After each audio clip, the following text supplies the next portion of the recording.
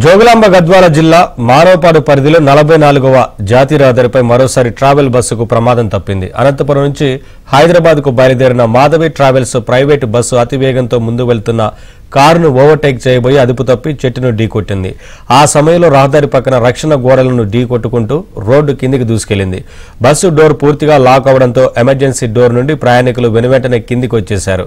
ఈ ఘటనలో ఎవరికీ ఎటువంటి ప్రమాదం జరగకపోవడంతో అందరూ ఊపిరి పీల్చుకున్నారు.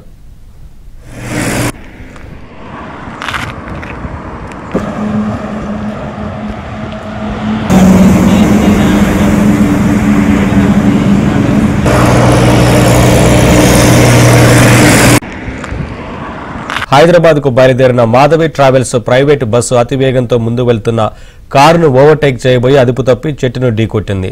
ఆ సమయంలో రహదారి పక్కన రక్షణ గోడలను ఢీకొట్టుకుంటూ రోడ్డు కిందికి దూసుకెళ్లింది. బస్సు డోర్ పూర్తిగా లాక్ అవడంతో ఎమర్జెన్సీ డోర్ నుండి ప్రయాణికులు వెనువెంటనే కిందికి వచ్చేశారు. ఈ ఘటనలో ఎవరికీ ఎటువంటి ప్రమాదం జరగకపోవడంతో అందరూ ఊపిరి పీల్చుకున్నారు.